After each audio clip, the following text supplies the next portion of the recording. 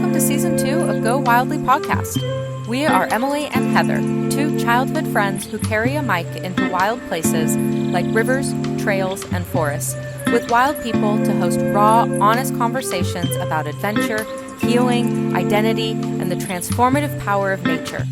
In this season, we're centering the voices of people who call Southern Oregon home. Outdoor enthusiasts and outdoor professionals whose lives have been shaped, changed, or are continually influenced by time outside. Come along as together we go wildly. Hey, you wildly wanderer. Thank you so very much for listening to the podcast. It means the world to us. Okay, I have a little mission. Pause the podcast right here. Make sure that you're subscribed to this guy, okay? It's gonna be a fun time over here. And if you so wish, we would love a 5-star review, or whatever your heart's inclined to do. Also, leaving us a review truly helps the algorithm, and we appreciate you doing that. Thank you so very much. Also, little tidbit, over on Instagram, we're having so much fun over there. Lots of behind-the-scene footage, some POVs, just some fun, unhinged content. If you love the pod, that's where we go wildly, for sure. So don't forget to follow us over there. Okay, back to the show. Nice, uphill only. Oh, somebody lost their gloves. Oh, but how did they know I needed? come back for them? How did they know I needed a new pair Might of be a little gloves? small for you. Yeah, those look like kid gloves. Yeah, they are. I'm not. Well, hey there.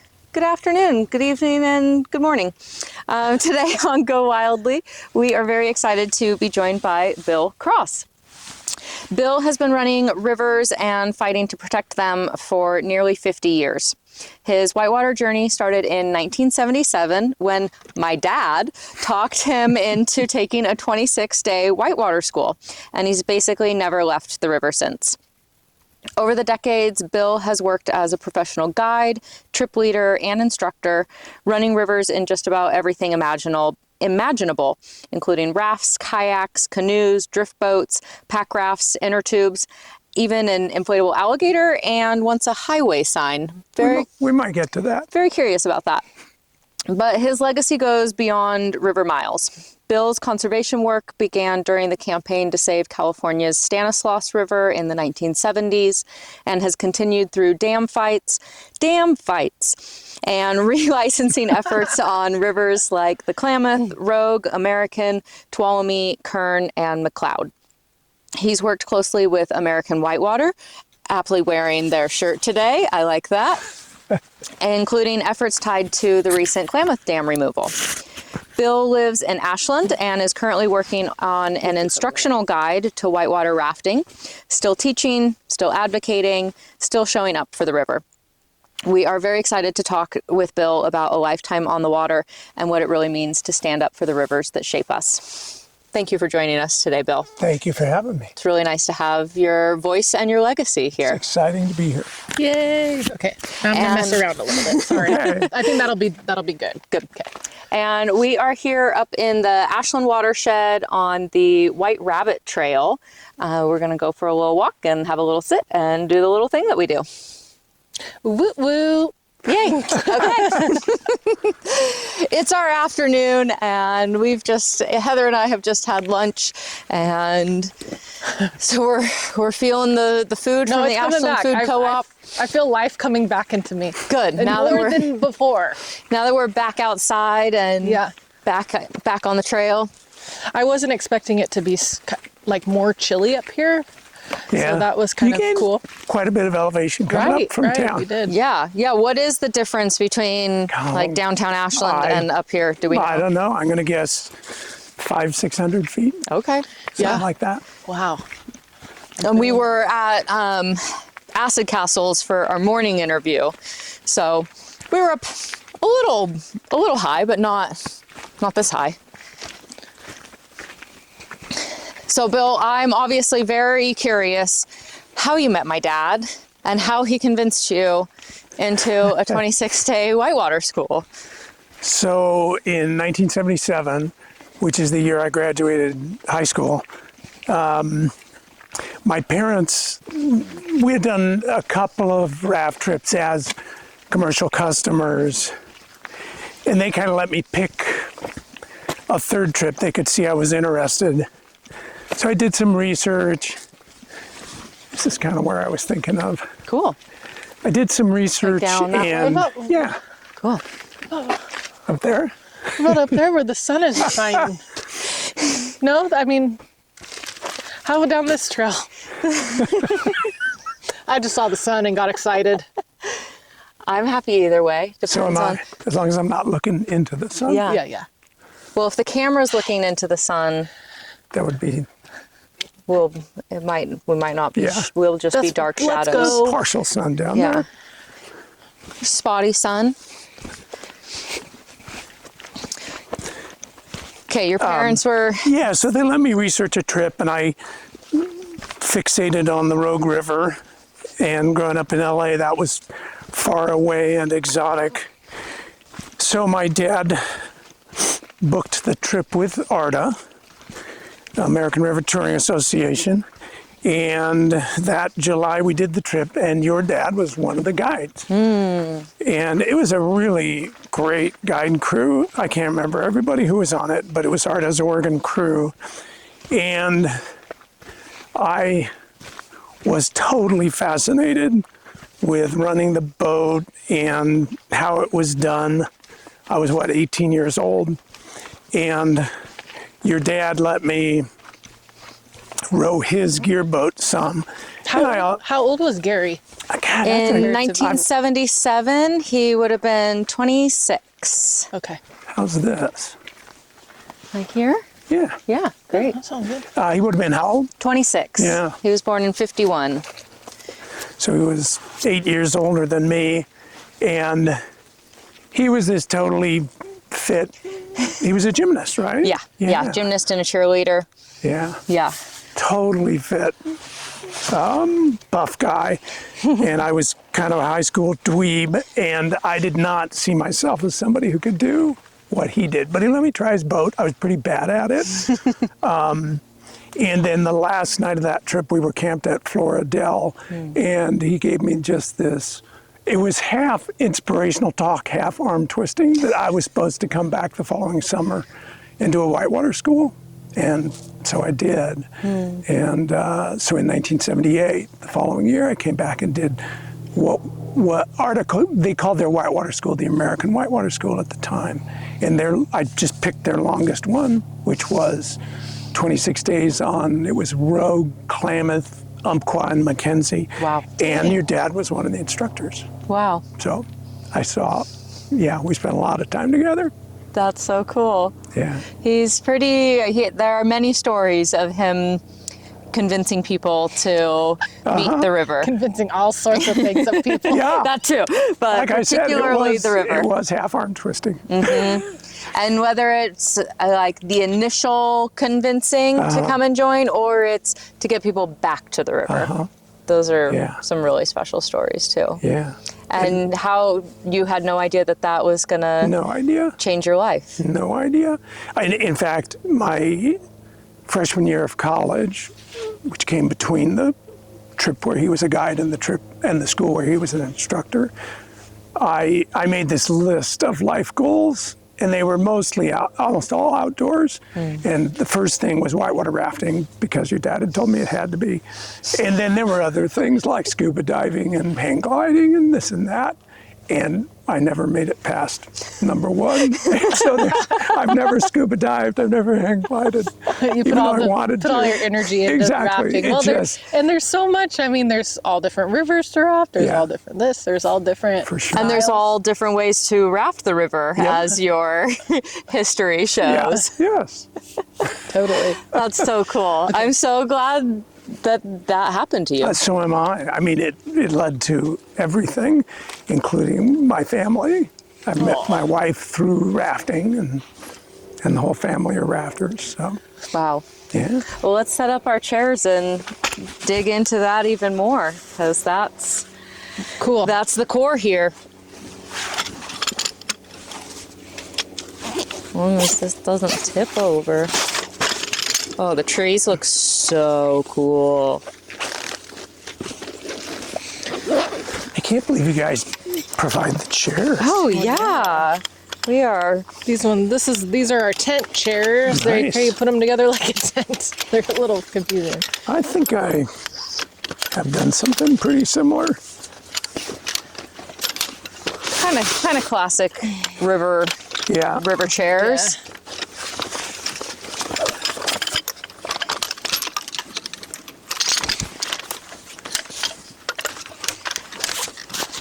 So you grew up in LA? Yeah, in the burbs. Not really, not around rivers and water, but I was always fascinated by boats as a kid. Okay. And my mom was very outdoorsy, and she really got the family into camping and backpacking. Cool. And then she had done some canoeing. She grew up in the Midwest. And really that was how I got into the outdoors, was particularly because of my mom. Cool. We have a lot of got into it because of dad stories and not many because of mom. My dad was If you want to put your backpack certainly, down, oh great. you'll be in the middle.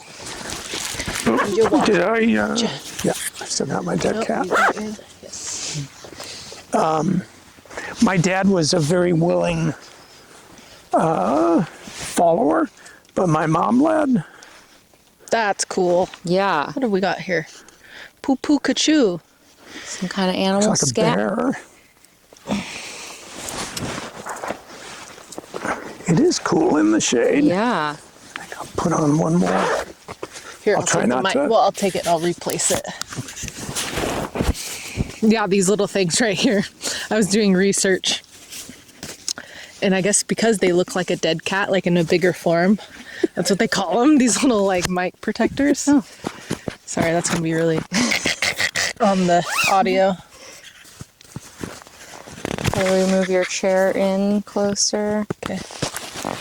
Sorry guys about that. I was messing around with the mic. What? I mean, In? closer together. I'm ready for my deceased cat. Okay. That's what we're gonna call him now. Deceased Show a little felines. respect. There we go. Thank you. See how close you are. That'll do good. Okay, Okay. good. We gotta watch Do you it like the because way I we guess look? we gotta rearrange yours a little bit too. Sorry guys, one moment. If Emily catches it in editing, she can cut it out. Well, That looks good. yeah. Cool. Pleasant view. Pleasantries. Pleasantries. Pleasant morning to you. Sweet. Great. Awesome. Okay. So growing up in Southern California, in LA, mom getting you into the outdoors. A little bit more about Did that. your mom wear the pants? Yeah, but she knew how to play that game so that my dad Would follow. kind of had the sense that he did, but it was my mom. So she's a very smart lady. Very. And anyway, so there were lots of family camping trips as a kid. And on those trips, if there was anything related to a boat, I was nuts about it. And, that could have gone a few different directions. It could have led to sailing, I suppose, or sea kayaking, but rafting got there first. And then it was all river related from there. And I've run rivers in pretty much every boat I can think of except a motor rig, a creature craft, which maybe will yet happen. I don't think anybody's going to let me run a motor rig, but, maybe. And then a sweep rig, and I have a date. There's no set time, but I'm going to do that with Will Volper. Cool. In his sport sweep. Yeah. He out here, or you I gonna don't take a know. trip to Idaho, or No, he's got it out here right now. Yeah. So I got to jump on it while it's still here. yeah. That's fun. I That's always so saw cool. those are so crazy. Yeah. Those sweet boats. Yeah. Oh my gosh. They are a full, I describe it as like playing drums. Like every part of your body is doing something at a different time as another part. Wow. And Sure. in the literal 5 minutes that I spent trying to, How did it go? I gave it up pretty quick. What river? On the Middle Fork of Salmon. Yeah. I knew the guide on I guess it must have been a Northwest Rafting Company trip, and I was on a private trip, and I knew the guide running the sweep boat, and I was like, hey, any chance I could just give it a try? And that ended pretty quickly. Like, okay, I'm good. Yeah, like that's good for you. I'm gonna go back to my 16-foot raft. That's fine. Yeah, that'll be good. Yeah. Were most of the camping trips, they were near water, or? No, not necessarily. I mean, for about 2 weeks every August, my dad would rent a truck camper, and it was often kind of, the focal point would be reaching some national park somewhere in the West, but campgrounds along the way, and I would try to divert it to water and boats. Mm-hmm. Did you have siblings that were participating in that as well? Yeah, I have 2 older sisters, 1 older brother, and they were all outdoorsy as well. Nobody had the boat itch that I did, although my sister later became a raft guide and rafter. Oh, cool. And she still does it. Yeah, she sort of got into it right after I did. Good Does she live here? influence. What's that? Does she live here? No, she's down in Nevada City outside Sacramento. Okay. What river is her main river that she rode? Well, you mean Down currently or down there? Probably South Fork American. Okay. Yeah, Cool. yeah. And then going to Idaho and Oregon for longer trips. Right. Cool. Did you find yourself on a university trend, or was it once you got the whitewater rafting schooling, that became the school of life? So I went to Whitewater School after my freshman year in college, and I was at that time already really interested in conservation and environmentalism. So I majored in environmental studies, and my thought was probably to get a doctorate and become a university prof. And I briefly went to grad school at Cal Berkeley, and it was not a good fit. And the academic approach to the outdoors wasn't really my thing as much as recreation and writing. And then about the time I stopped doing that grad program, I fell in with Jim Cassidy and Friar Calhoun, who were then finishing up their guidebook to California whitewater. And Jim Cassidy had this idea of doing an all-Western book, which had never been done, never been attempted. It was too big a project. So they brought me in, and the 3 of us did that book. And that sort of became my doctoral dissertation, in a sense. Because it was a 7-year project. Wow. 600-page book, and tons and tons of research. And what's that book called? Western Whitewater, subtitle From the Rockies to the Pacific. And it's the 11 Western states, came out in 94. And it was intended for raft, kayak, and canoe. And it was well received, kind of a standard reference book, until, the internet came along and people kind of stopped doing books. But it's still out there. It's not in print, but you can find it used. Anyway. Is it like how to run the rapids, or is it more the geology, hydrology, history? Yeah. So it's a where-to guide for river runners specifically, and every write-up has really kind of 3 parts. The first part is just nuts and bolts data, how, the length, the gradient, the season, recommended flows, that kind of thing. And then the second part was an essay, and that would often include a little bit of local history, natural history, geology, the setting, as well as river running information. And then part 3, and really the most time-consuming part to research, was the mile-by-mile guide for each run, which is starting from the launch point with precise mileages, what you see along the way in terms of rapids, landmarks, all that kind of thing. So that meant you had to go run the rivers. You would think so. You would think so. But as I said, a lot of it was a research project. And so between the three of us, we had run the majority of the rivers. I think there's 190 rivers. Wow. But I'm quite sure no one has run all 190, and we didn't pretend to. So what we were doing, and running a river once doesn't really qualify you to write a guide right above it, because you've seen it at one water level at one time of year in one type of boat.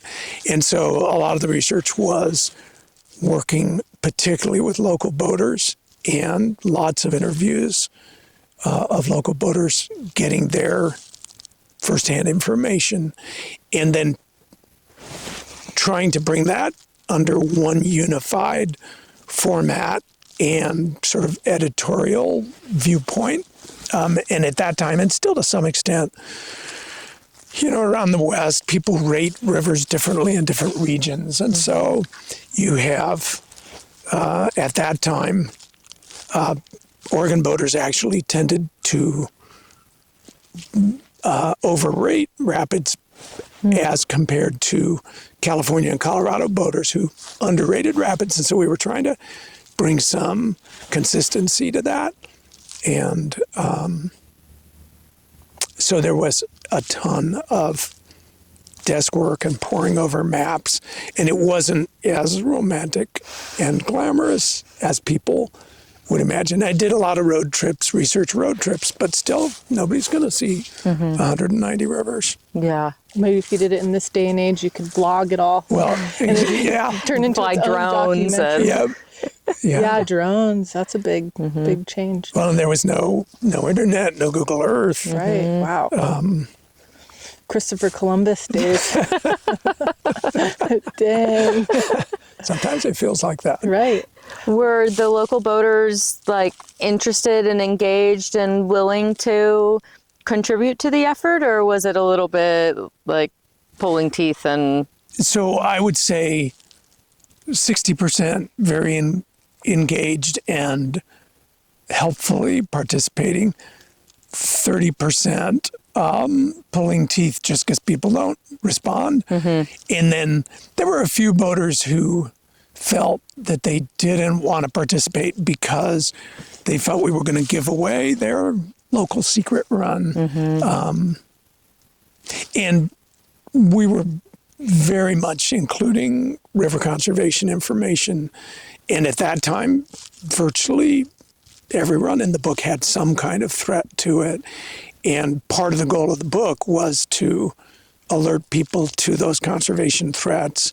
And our philosophy, and my philosophy, has always been, when it comes to water development, there are no secret runs. The dam builders and the hydro developers, they know about everything that's out there, and the best defense against that is having people get out and see it firsthand and enjoy it, and then get involved in conservation efforts. Yeah. loving the land that you live on so that you want to protect it. Yeah. Little tangent. I was eating dinner with my dad, and he's like, well, there's going to be no Oahe trip this year because there's not enough snowpack up there. Not yet, anyway. So, yeah, and he's very, pessimist when it comes to it. And he's like, we're not going to plan a trip and blah, blah, blah, blah, blah. I also grew up kind of parallel to Emily. Not as parallel. I didn't, do a lot of big runs, but my dad and crew, he has his own community and big river runners as well. And anyway, but that's a little tangent. I just wanted to hear anybody's take. Did you hear the same thing? I mean, that's pretty classic. You can't run a river if there's no water in it. Yeah. He's like, it's just going to be too much, not any, wow, my words today, not any snowpack to fill the river. So not much water. Yeah, that's what I was trying to do. Wow. And for a river like the Oahe that really is dependent on snowpack and for there to be flow, it's not like the Rogue that is supported by snowpack, but comes from an underground Yeah. source. Or something. I don't know actually the source of the Oahe, but it's not much river without snow. And it has a much shorter rafting season than the Rogue. The Rogue you can float year round. Do you guys always do the lower from Rome down to Birch Creek? I don't know. I've never been on it, but okay. my dad, All right. he did a, just him and a buddy, and it was a little like me and my mom didn't really want him to go because he's getting up there in age, and just him and one other dude, you know, it's just a little, and it's very remote. I think so. I think it's Rome down. And, but I told myself that the next time he went, which might actually be a good thing if we don't go this year, because I'm still on the cusp of not being able to get out with, like, I got little kids. So that's hard on me to try to get out for a week. But I was like, I want to go with him because he loves that. He loves the natural history. He loves the actual history on how it was named and all of that stuff. And it's just like, you know, being with your dad in those kind of environments and even just hanging out with Emily and her sharing her take, and, you know, and not having her dad has made me want to just like hold on to certain things with my dad. So I'm like, oh, we might not be able to make a trip this year, but it's okay. Yeah. And the river is a great bonder. It is. Yeah. It is. Totally. There are often ways to get around low flow, but it changes everything. You know, you can downsize to little rafts or IKs or pack rafts, and there's still ways to scrape down, but you're scraping. exactly. Yeah. And you don't He carry wants as much. he wants a cush trip. He doesn't want to, you know, scrape trip. But regardless, there'll be other trips and things. And I'm a little worried to hear what you think advanced years is when you talk about your dad. I don't know. My dad is 70. He was born in 52. Okay, so he's older than me. Yeah.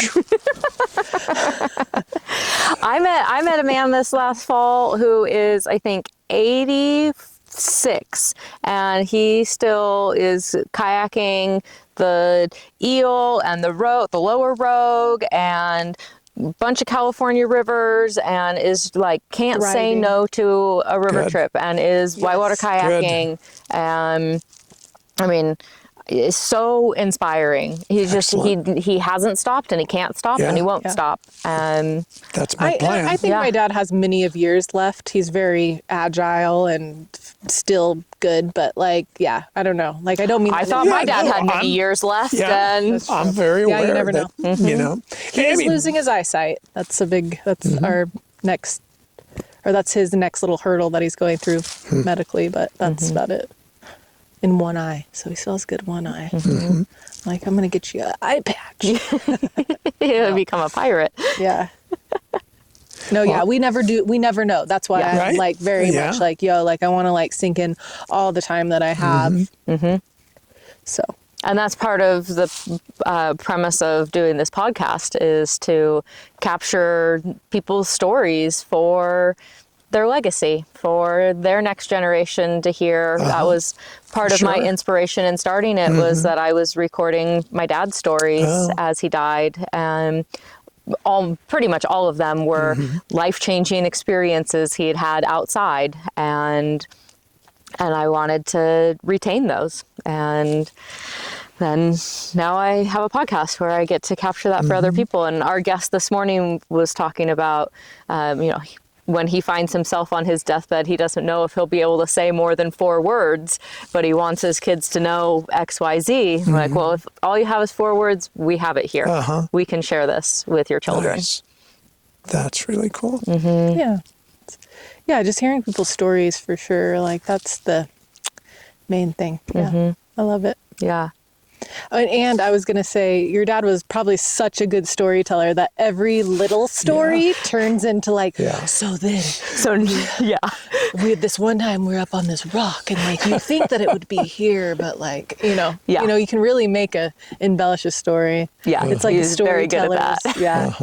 And not just was he an actor or a gymnast and a cheerleader, he was also an actor and a lawyer, and truly had the gift of gab to spin a tale. Spin a tale. Yeah, yeah. sure. That's what's up. That takes a special. Did you and him ever get on the river again after the whitewater school? We didn't, and that story is that. So the plan was I was going to become an ARTA guide for ARTA Oregon Rogue Crew, and that was the summer. I had AB's assistant guide slots lined up. And that was the summer that the ARTA Oregon Rogue Crew went on strike. Oh, okay. I know this story. You could probably like tell me a lot. relatively, Well, but why did they go on strike? What's that? they weren't getting paid. That's my understanding, is that they were going on strike because of wages. And we are interviewing Julie Norman in a few weeks, who was a part of that strike. And I know much of her story is going to be about ARTA going on strike. So I'm going to be interested in that. Julie was the head of my whitewater school. cool. So Is that the one we saw in the car? Yeah, yeah. She drove by us while we were on our way here. She didn't see us, but I saw her. So they all got fired, and there went any thought of working ARTA Oregon.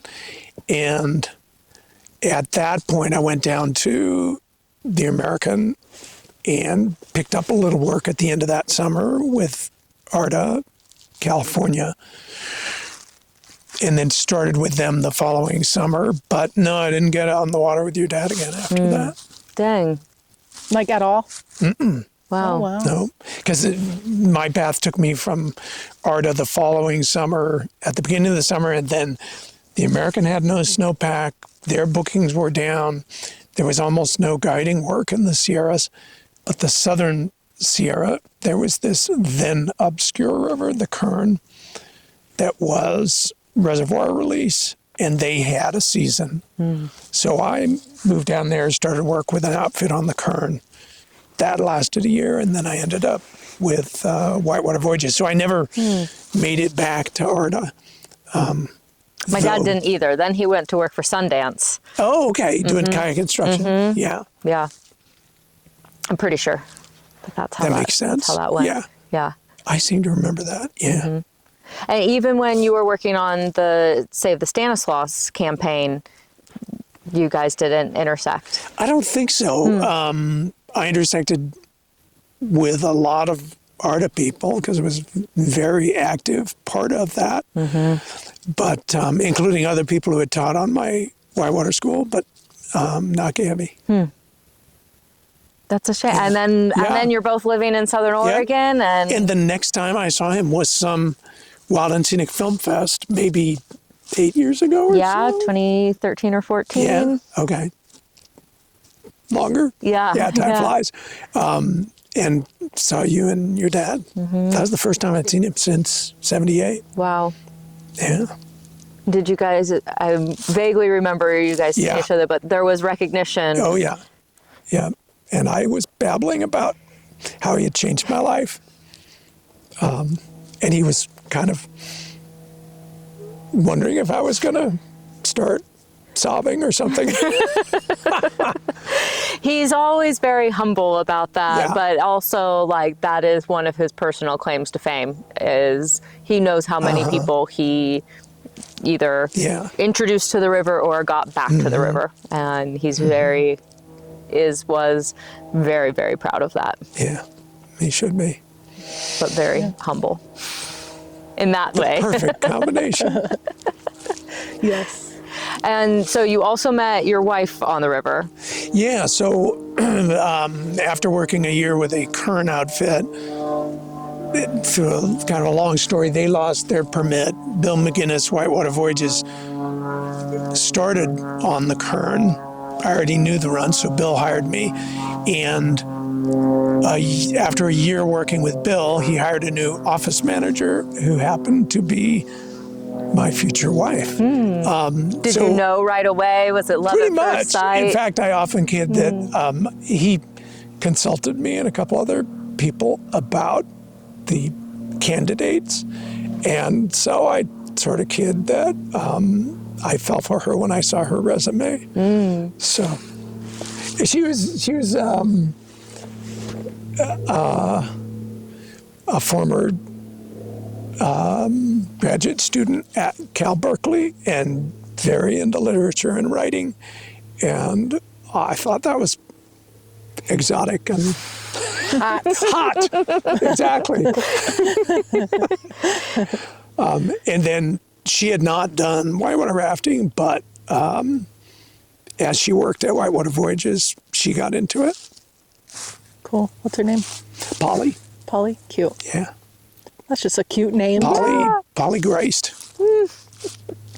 Shout out. Yeah. Shout out, Polly. We love a good love story. We do. Was it love at first sight for her? Did you have to like woo her? You have to like, court and like, wear her down. Yeah. I think there was some wooing involved for sure. Yeah. I mean, with a resume like that, you got to Exactly. She had her pick. Yeah. I can't imagine why she chose me. That's cute. And so then she got into boating, and that's how you raised your kids. Yeah. And Yeah. How many kids you got? 3, 2 sons and a daughter, and they're all boaters as well. And in fact, my youngest, my daughter, is an ARTA guide, so that tradition continues. But yeah, we actually started our own whitewater outfit in between child number 2 and number 3. I had always I was most interested in whitewater rafting instruction. And so we started an outfit called Running Wild, trying to do only whitewater rafting instruction. And we were a little ahead of our time. It was the early 90s, and you couldn't run a business just doing whitewater rafting instruction. So it lasted a few years. was it here? Yeah. Okay. We were living in Ashland at the time and doing Lower Klamath, North Umpqua, and the middle sections of the Rogue. But it wasn't, I knew a lot about boating, but I didn't know anything about business. And so it poked along for a few years, and we had fun. I learned a lot.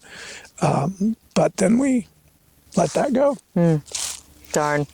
Yeah. We could use, I mean, now that is a little bit more active, but it's usually an outfit that has a commercial guiding operation that then also does some teaching. Yeah. And I was doing it, we were doing it the opposite, started with instruction, and then when we didn't have enough students, we tried to expand out into general outfitting, and that was not what I had set out to do and not what I wanted to do. Mm-hmm. Yeah, it's a whole nother breed to host and the hospitality aspect. Yeah. And I loved guiding, but I did not love running a business. Yeah. It's a lot of work. Yeah, It's a totally. lot of work. And can be a lot of time not on the river. Mm-hmm. Yep. Yeah, that's usually how, when you move up in the ranks, you get out of doing the work that usually gets you into it and gets you enjoying it.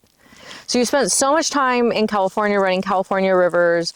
Why did you choose to live and settle down in Southern Oregon? So my wife and I both knew of Ashland through being tourists to the Shakespeare Festival. And after my oldest, Greg, was born in '87, we were living in the Bay Area at the time, and I had just dropped out of this grad program at Cal. And we had decided we didn't want to raise our kids in the city. And so we were looking without much clarity about how we were going to do it. We were looking at moving what was then semi-rural, and we looked a lot at Bend. It's It would shock anybody to think it once had a semi-rural feeling. And we looked at Ashland, and we ended up choosing Ashland. It was closer to our families, and there was more boating here. And bought our house here in '89 and still live in the same house. Wow. That's how it happens. Yeah, we were just talking about that today. We couldn't possibly afford to buy another house. Yeah, well, we've been driving around Ashland all day today. That's been a subject of our conversation of for sure. What do people do here that they are able to afford these houses? And I said, well, a lot of people bought them 30, 40 years ago and just haven't left them. Exactly. Yeah. That's true. There's maybe money to update them, but not to switch them up. Yeah, and if you saw our place, you'd realize we've done very little updating either. That's okay too. Yeah. No, it's great. But the town has changed enormously. For the good or for the... Well, of course, it's a mixed bag, you know. We all wanted an REI, and we all wanted an In-N-Out burger and a Trader Joe's, and now we've all got those. But it's become a pretty wealthy town, to say the least. So it's pretty stratified at the top. And again, what are people doing? Where's the money at here? Yeah. Well, like Casey said, he moved up here from California and was able to steal basically a home, that sell the house in California, and you could afford to buy like 3 homes in Ashland at the time, and go from living on no land to 10 acres. And yeah, I mean, Grants Pass is rapidly becoming like that too. Yeah. So there's not much inexpensive left in Oregon. yeah, it's kind of sad, but c'est la vie. yeah. Like, what are you gonna do? At least we have great conservation efforts and structures in place in this area already, so that we can maintain Absolutely. some of the rural and quick access to relatively undeveloped land to recreate, and that we have that access. For certain. Yeah. And that's certainly what keeps me here. That, and, you know, with 37 years of junk in a house, you know, I'm not moving. Yeah. But yeah, it's the outdoors that keeps me here, for sure. Keeps us here. Yeah. Tell us a bit about the recent Klamath restoration work. So that's very recent and very close by, and really pretty historical, like big deal. Yeah. So it is recent in terms of what the general public knows about, but it's actually it's a very long story, and I won't go into all of it, but I was working on Klamath conservation back in the 1980s. There was actually a dam proposed in the center of what is now the Hell's Corner Run. And that was something I was very involved with Bill McGinnis and WhiteWater Voyages, was trying to stop that dam.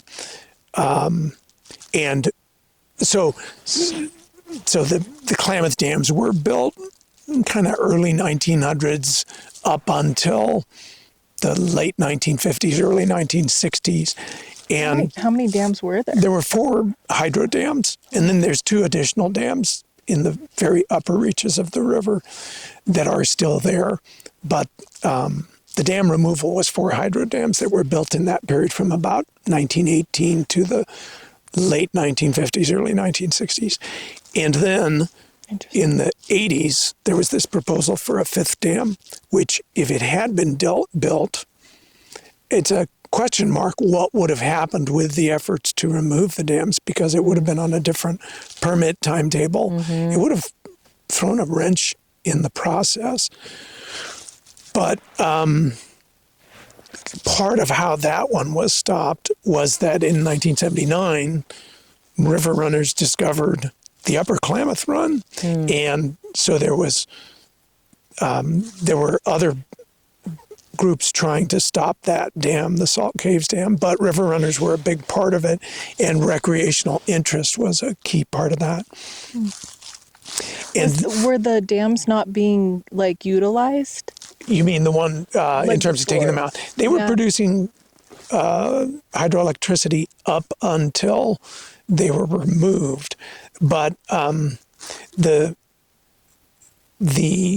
key problem with them was they were blocking fish passage, and the utility Pacific Corps essentially faced a decision of, do you try to build fish passage into these dams that were never designed with that in mind and at enormous cost, or do you just say it isn't worth it, and the amount of California's hydropower they produce is very small, so should we just walk away from it? Yeah. And in the end, that was their business decision, was that it wasn't worth it to hang on to the dam. So they were willing to have them out.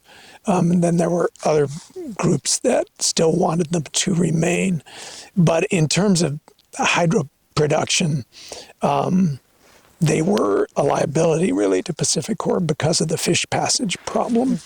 What were people's arguments for keeping the dams? So there, a lot of the passion behind keeping them was really a misunderstanding of what they did. They did provide hydropower, but people presumed that all dams provide all things, and that there was a widespread misunderstanding. People thought they provided irrigation water, which they never did, and irrigation storage. And people thought they provided flood control, which they never did. And they weren't designed to. They were designed solely to produce hydropower. And so there were a lot of people who felt, oh my God, we're going to lose important water storage and flood control and irrigation water if we remove these. And none of that, in fact, had ever been provided by those dams. And you could take them out and have no effect on that. Where did some of those misconceptions come from? Do you know? I think a lot of it is simply that I wrote an editorial for the Oregonian about this, that people they have a terrible time understanding that not all dams are multi-purpose dams, that there are single-purpose dams, as these were, and that if you couldn't make the hydropower pencil out while providing fish passage, you really lost any reason for keeping those dams. And then it was in the early 2000s, and I won't be able to remember the year, that during the Bush administration, there were some tremendous fish kills on the lower Klamath, and the tribes really took the lead in advocating for dam removal, which was almost unprecedented at the time to be talking about that, and it's become kind of commonplace now to think of dam removal. It's like, oh yeah, we take out dams, that's something we do. And for me, coming of age in the era when we were still losing major rivers like the Stanislaus to dams, it was a head spinner to think of taking them out, and I never thought that would happen in my lifetime. And the tribes really took the lead and started advocating and proposing removing all of the dams. And my role really was primarily trying to look at, was there whitewater potential on the upper Klamath, the potential for new whitewater after dam removal? And if so, what might it look like? And how could you plan so that the public could enjoy that and use that? And so in 2011, Tom O'Keefe, my American whitewater guru, he and I were talking, and I said, somebody needs to research and do an article on the whitewater potential once the dams come out, because the way the media were portraying it at the time was that because there was a lot of whitewater use of the Hell's Corner run that was premised on peak flow releases from the hydro plant at J.C. Boyle. When that hydro plant came out with dam removal, those peak flows would be converted into a lower 24-hour continuous flow. And the thought was you won't be able to raft on that lower steady state flow the way you can on the peaking flow. Mm-hmm. And so the way the media portrayed it was there will be no more recreation on the Upper Klamath. And they went beyond that and said dam removal, good for fish, bad for rafters. Howdy, friends. Quick little pause on the adventure. First of all, we just want to say thank you. Truly. The fact that you're out there listening to this weird little outdoor podcast we started means more to us than you probably realize. We're just two little feral childhood besties that had an idea, grabbed some microphones, and decided to record conversations in the wild.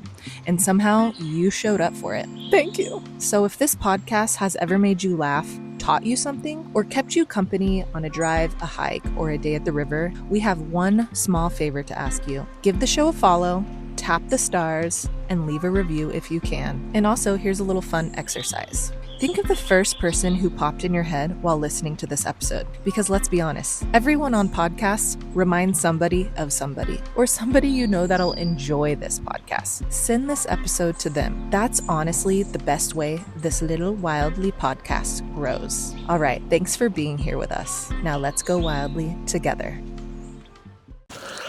Okay. Dam removal. Yeah, so the... Good for fish, bad for recreation. Right. And I was very offended by that characterization because I was, being lumped in with rafters who, per the media story, would be against dam removal. And of course, I was wholeheartedly in favor of dam removal.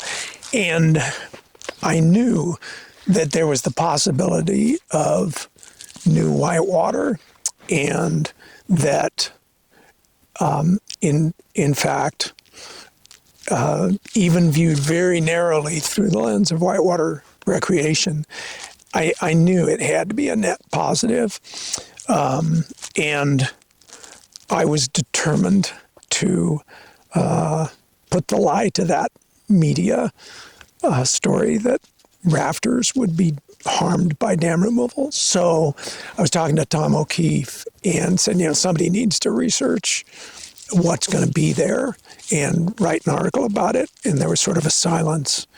And Tom said, yeah, you need to do that. So I was nominated to do the research and write the article. So in 2011, I wrote an article for the American Whitewater Journal that was really, it was in essence a river guide to the post-dam Upper Klamath, and it was based on lots of field and desk research and lots of poring over old historic maps that predated the dam and old historic photographs. It was in essence a guide to, it was my best guess of what was going to be there post-removal, and not just where there was likely to be what type of whitewater, but how the runs would logically break at different access points, and therefore where it would make sense to seek future access points, so that, because one of the things about the Upper Klamath is, as is common with volcanic rivers, in the 40-ish mile cut through the Cascades, it alternates pretty wildly between, there's one section that's really just class 1 plus under what used to be Cavco Reservoir, and then at its most extreme and steepest, there's sections that are full on class 4 plus with some 5s. Mm-hmm. And for people of varying ability, you need to be able to either start or stop at key strategic points. So that was also part of what I was doing. And then, so really a lot of the work that I and Tom O'Keefe and Scott Harding with American Whitewater were doing was trying to make sure that all aspects of the river, and in particular accesses, would be planned as part of dam removal in such a way that the public could enjoy the river afterwards. And it's turned out really well. And there's people out boating it all the time. Yeah. I haven't gotten up there yet, and I will continue to bother Will about making sure that I get on a trip. Well, we should do it. Yeah. We could even film. Yeah. And there's kind of, there's... Is that the river right down? Is it down here? Like the... Yeah. It's, well, it's over there and down here. So Okay. I think the Whitewater begins over by Klamath Falls. Okay. And then really fairly close to I-5 is kind of where the upper Klamath ends. We scattered my grandpa's ashes in the Klamath. Nice. Yeah. I remember that. It's beautiful land. Yeah. Beautiful terrain. Yeah, when we go and when we're scheduled to do interviews in Klamath Falls, we can do. Or do we have that? Well, when we do, we can do interviews and then hop on a trip. Be already partway over there. And, Yeah. The uppermost run is only like 10 miles outside of K Falls.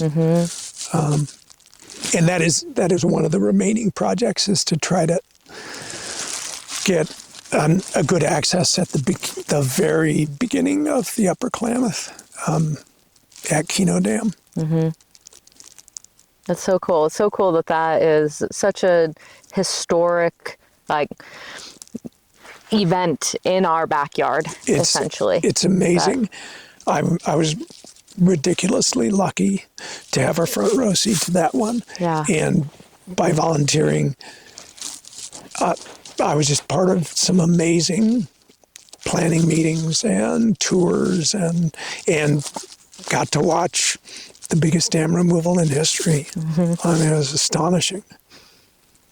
Yeah. Damn. Damn. Yeah, that's a good one for that spot. What would be some key takeaways or points of advice that you would give to other conservationists looking to continue that effort on their rivers? And what should people know about getting dams removed? Yeah. Well, I think the number one thing is you got to be patient, because it takes so much time. I mean, I worked on it for 25 years, and there are other people in the tribes who worked on it a lifetime. So you cannot afford to get discouraged. You just got to keep plugging along. And there are always setbacks and always problems where you think an administration changes and you think, oh, we're toast. But you can still find a way. So being patient and perseverance, and then establishing the widest coalition you can. Something I was able to do in my volunteer work with American Whitewater was engage with the local outfitters who really were going to take a serious hit to their businesses with the loss of the peaking flows on Hell's Corner, and trying to help them understand what some at least new possible runs were going to be, so that for them they could see that, yes, there was going to be the loss of peaking flows on Hell's Corner run, but there were going to be these new runs that they were unaware of and that nobody had talked about. The first environmental impact report on dam removal made no mention whatsoever of recreation potential after the dams. And by the time we were done, it was a nearly 300-page document that agency that entity had discussing and planning for removal. So anyway, having the biggest coalition you can, environmental groups, people who like to fish, people who like to hike, outfitters, That's a good private takeaway boaters. for your project. Emily's got a big project in the works in her future. Oh yeah? Yeah, Do you want to voice it? yeah, I mean, we've mentioned it on a couple episodes already, so, putting it out there. Here, let me move this so you. When my dad was on the city council in Grants Pass back in the early 2000s, he proposed the development of a whitewater park in Grants Pass, and it was shut down, and I intend to revive it and see it through. Excellent. Yeah. And I know that it is not an overnight process. I have some government and nonprofit work history, and so I know a bit about how bureaucracy works. And I've grown up in this world of river conservation and coalition building, and so I have really, really great role models and people to look to lean on to see it happen. I can't remember though. You keep bringing it up, like little seatings at our parks meeting, because I'm involved in a bunch of boards in Grants Pass, and I'm not getting a definite why was it shut down? Was it originally the What I remember steelheaders? is that it was mostly fish people said that it would cause too much change to the river, and they didn't like that. And so I know that is an area of needing to make friends and focus on how actually it could improve the river and fisheries and not impede on fish access, fish flow, all of that. So it's a long-term goal, and I'm only just now, as my dad was dying, I told myself I'm gonna pick that up. I'm gonna make that happen, and we need it. Bring that dream back to life as part of his memory and legacy. Now this is the year that I'm kind of mentioning it to people, starting to look at who are the players that I want to start a micro coalition with, who have been involved in some similar projects and developments in the past, and who are the stakeholders, and then probably in the next 3 years it'll morph into something else. And but I've been attending the city parks meetings just so that they get familiar with my face and I can see how they work and what their values are, and you can kind of assess individually the individuals of each. Josh is very close-minded, and he doesn't want to work on stuff that he doesn't want to work on, and stuff like that. You can kind of vibe everybody. That is really cool. I'm really excited to hear that. Cool, thank you. And I just think it's really neat that it's a legacy project that started with your dad. Yeah.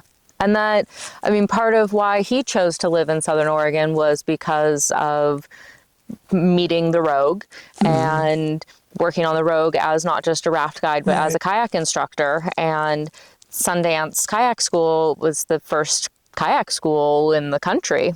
And so there is a legacy of whitewater kayaking in Southern Oregon on the Rogue River that is kind of limping along. And it's very healthy right now. There's a great opportunity to revive that. And especially as in Grants Pass, mountain biking is appropriately having a huge resurgence and all the trails, lots of great marketing and tourism promotion. And I'm kind of okay, whitewater kayaking is like the mountain biking of the river.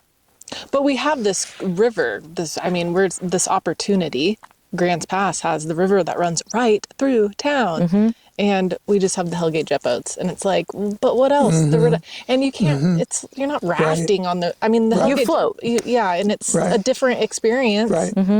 But really to get a whitewater experience on the Rogue, you have to go to Merlin.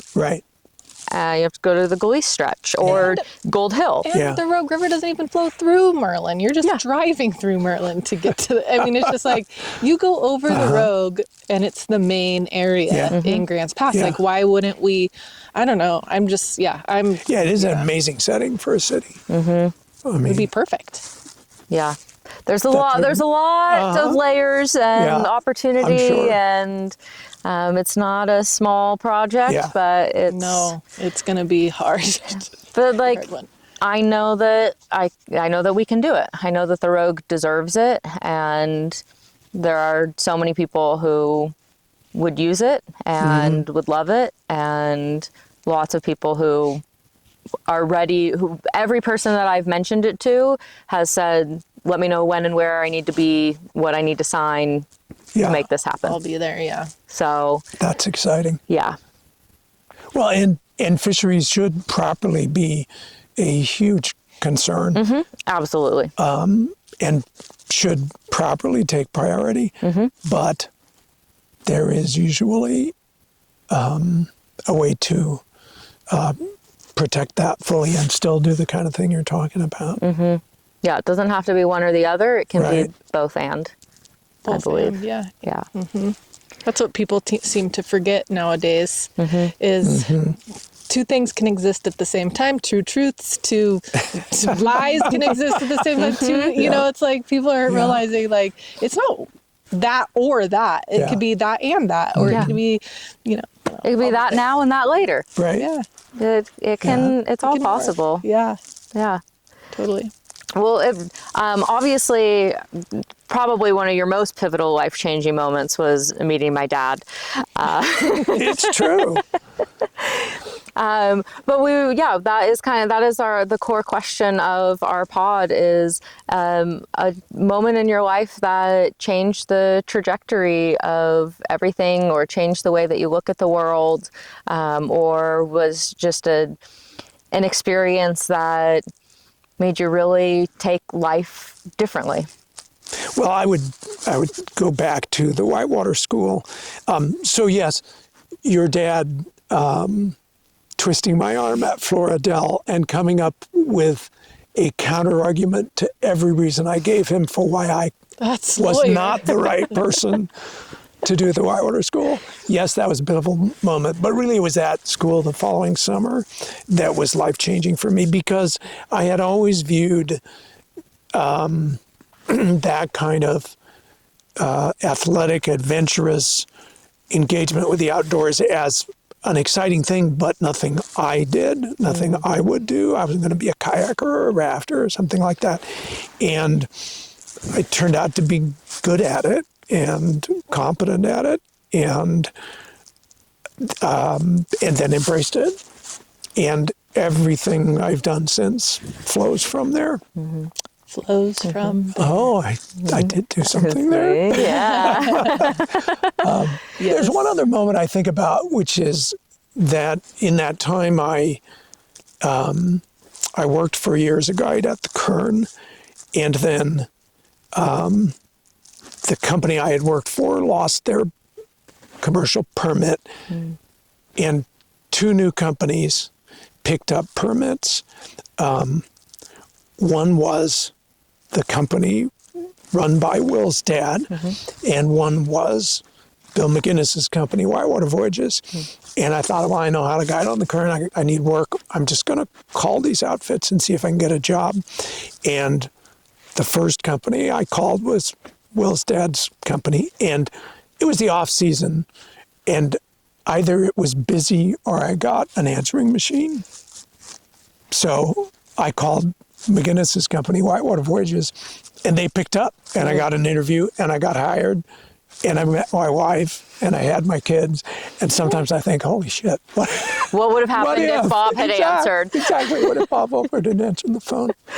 Anyway. Wow. See how life just...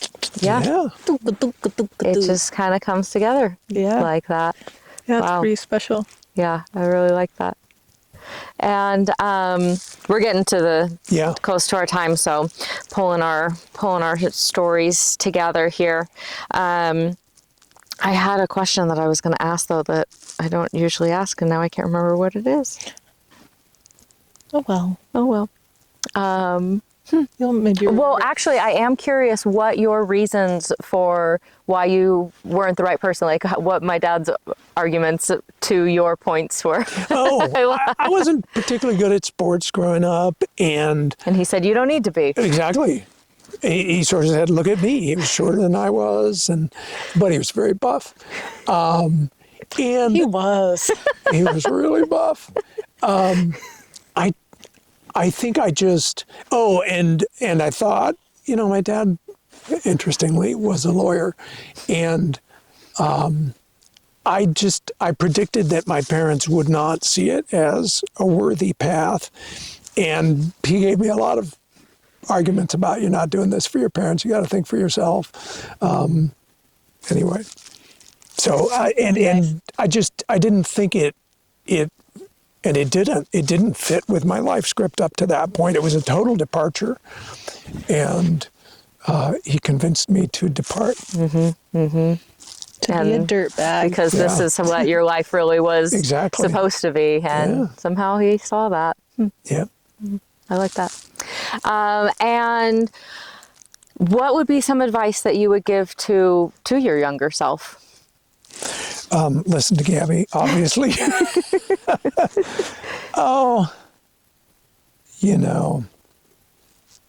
Sir, to my younger self, I'd be much less hung up about what other people think about what you're doing. Ooh, that's such a good, that translates into so many aspects in life.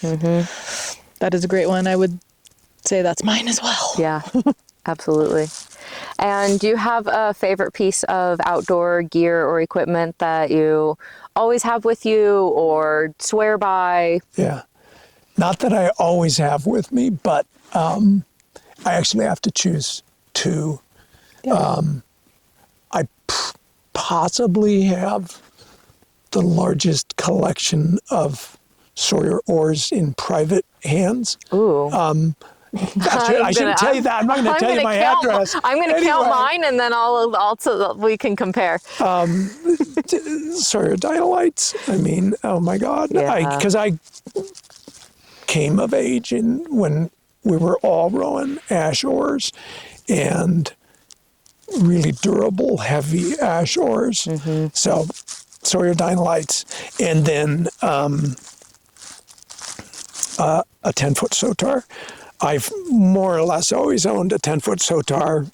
The first one was in 1986. It was the first 10-foot Sotar ever built. Wow. Jim Cassidy and I custom ordered them. And now I have a much younger one. But, I mean, I loved R2, and there's nothing like that boat. Awesome. So. That's so cool. Yeah. And top of mind suggestions or advice for others wanting to recreate in Southern Oregon? Well, it's partly in California, but go see the new Klamath for sure. Have to choose that. Yeah. Yeah, that's a good one. And there's Big Bend Run up in Oregon, and then 2 or 3 runs down in California. The one everybody's heard of is Kikacheki Canyon, but there's also what was under Iron Gate Reservoir and what was under Kopko Reservoir. And anyway, I'd say go see that because it's amazing, and it's changing every year as it restores. And the tribes have done amazing restoration work, and it's gorgeous in April and early May to drive around on Kopko Road around what was Iron Gate Reservoir and see how the reseeding is taking root. And in Funny particular, you should mention the Kopko Road, because I was on the Kopko Road in May, I think, of last year, and we ran into, I think, some poachers that told us not to continue down this road and we should go somewhere else. And they were like sketchy. And Sean was like, I should have had my gun with us just to be on the safe side, because that was a really weird encounter. But we also ran into a pack of wild horses. yeah, and that was there's really lots cool. of wild horses down there. But that's a little sub. It was odd. We didn't get down to the reservoir because That's really weird. Yeah, they were like, you shouldn't, this is all private property down here. This is a private road. We live down here. It was weird. We're like, Sean was like, I have This a was feeling. the paved road? It was, no, was it paved? No, it wasn't paved. It was the dirt road, Copco dirt road there on top of past Green Springs out there. But I've done research in that area since when we got back, so I was like, I'm going to figure out like what is private owned. And I asked my dad too, because he's familiar with that area. He's like, that's not true. That's weird. That's real strange. Yeah, they were just trying to keep It you out. strikes me as really weird. Yeah, that's same with Sean got the spidey sense went up when they were being like, yeah, you guys need to get out of here. This is private property. And then I went down there I went down there on my maps or whatever. And there's like a cabin for sale down there because I went on the MLS too and was looking around. I'm in real estate. So yeah, it's just interesting. Yeah. I was like, the weirdos. Sorry to interrupt you. I just wanted to bring my Coke because I was like, oh, I know where that kind of area is. Well, I was just saying that part of the reseeding is particularly at the top end of what was Iron Gate Reservoir. They put in a huge number of poppy seeds, and it's so cool to drive there, particularly to do the Iron Gate float in April, early May. It's just gorgeous. Oh my God. There's a couple of slopes of just bright orange. thousands and thousands of poppies. Yeah. Gorgeous. That's cool. Yeah, we'll have to go check that We'll out. have to if not, we'll just drive down there and just do a interview in the poppies. Ooh. That'd be kind of fun. Dream. And when your body expires and your soul leaves this plane of existence, how do you want to be remembered? Well, I'm planning for my kids to do a Viking funeral, by the way. So Sick. with the original 1986 Sotar, and they know this. So it involves the old Sotar, me, and some lighter fluid, and we'll try to do it in an environmentally sound way. In burning a rubber raft. Yeah, exactly. Not during fire season. I hope you also have a plan B, C, and D just in case that isn't a practical reality at the time. Yeah. Well, although I've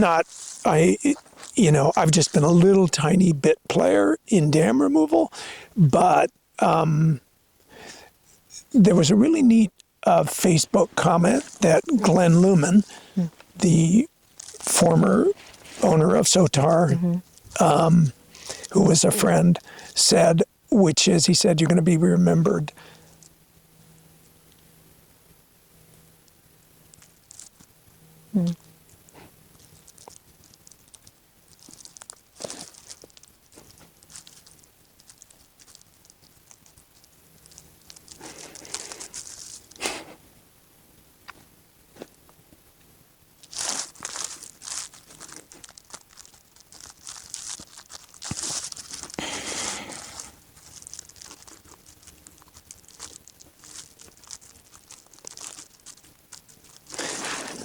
Sorry. We accept all emotions. Yeah. It's safe here.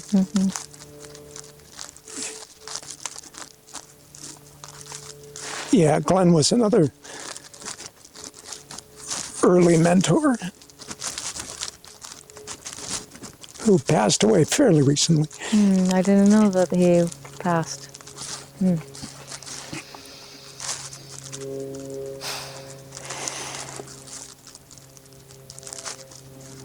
But he said, you'll be remembered for dams that aren't there. And as I say, I'm just a small part of that, but it's a nice thought to be remembered for something that isn't there. Yeah. A real really- conservationist. That's a valuable legacy. Thank you, Bill. Thank you. It's been lovely. Yeah. It's really cool. Thank you for not just this time, but all your time and all your work and all the efforts. Thank you. and not giving up when it's gotten When hard. it's give up a bull. Yeah. Yeah, for sure. Yeah. And if people want to learn more about you, your work, and you want them to find you, where can you be found? Oh, I don't, I try to fly under the radar. I'm pretty low key, so it's not like I've got a page. But, really, I mean, you can find the original book, Western Whitewater, on Amazon, and a lot of me is in there, along with my co-authors. But and then I'm working on a book that I hope to finish in the next couple of years. But in the meantime, I'm most active in American Whitewater, and I'm still helping with the Klamath work. There is still work to do on the Klamath, and I'm helping edit their print journal, which is fun. So, yeah. Perfect. Gonna keep going, keep Yeah. growing. Do you think you're Absolutely. Googleable? Yeah. I mean, there's a lot of stuff Bill that comes Crosses up. who come up, but Bill You could Cross, weed through 'em. Oregon. I found myself, Yeah, totally. or somebody who looks like me. Cool. Well, So, thank you. I mean, if there's anybody to find, it's yourself. Yeah, exactly. But yes, that is 100%, Emily. Amazing. Thank you again, Bill. Thank you. Really an honor to host It's you been and great. to know Yeah, you. Thanks. Yeah, I love listening. Thank you. Yeah. I love what you're doing. Thank you. It's a great concept for a podcast. Thank you. Thank you very much. It's delightful. Yeah. We're pretty proud of it. Like, follow, subscribe, comment, all the things, please and thank you. Boom, boom. Get out on the water. I'm Emily, I'm Heather. and together we're Go Wildly. We've been working on that. We have a little talk coming up, and we really want to Nice. say that smoothly. Excellent. So Yeah. we've been practicing. That's a wrap on this episode of Go Wildly. From the bottom of our backpacks, thank you for listening. We know you enjoyed the show, so tap follow, tell a friend or two, and leave a quick review if you can. It makes a real difference.